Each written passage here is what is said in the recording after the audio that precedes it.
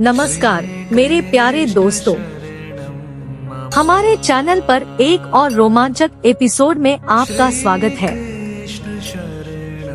आज हमारे पास आप सभी के साथ साझा करने के लिए एक मनोरम कहानी है। यह स्वयं भगवान कृष्ण के बचपन के माध्यम से एक आकर्षक यात्रा शुरू करने का समय है,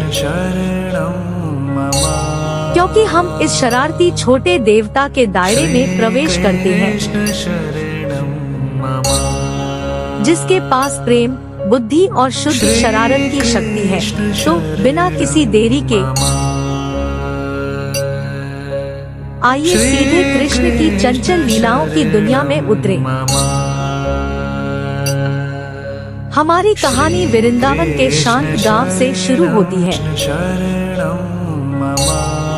जहां छोटे कृष्ण का जन्म ग्वालों के एक साधारण परिवार में हुआ था।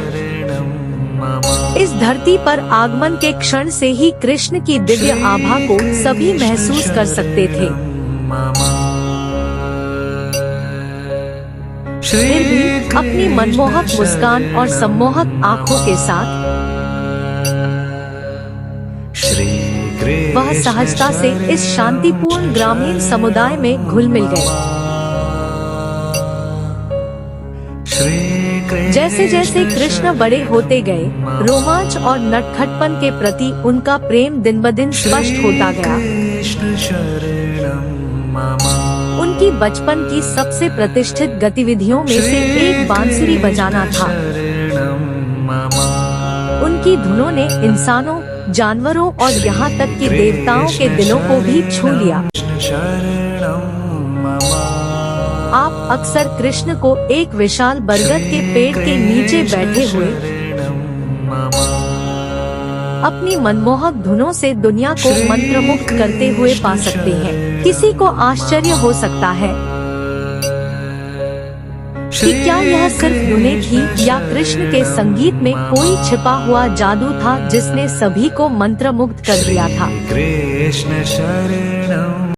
हम मक्खन के प्रति कृष्ण के जुनून को कैसे भूल सकते हैं। हमारे छोटे से शरारती देवता को मक्खन का शौक था और गांव वाले भी इसे अच्छी तरह से जानते थे।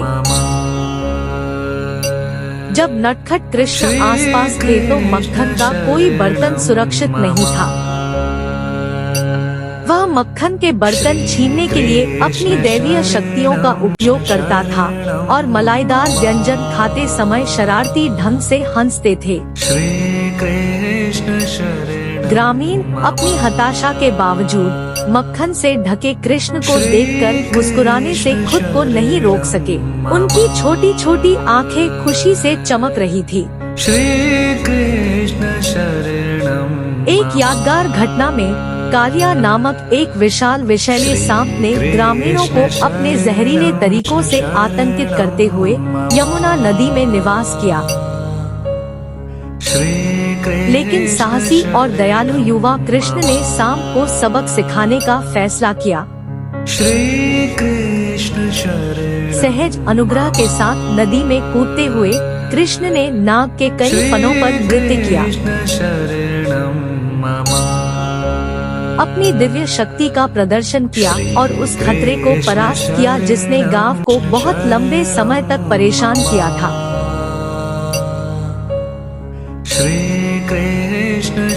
वृंदावन पर कृष्ण का प्रभाव सांसारिक कार्यों तक भी फैला।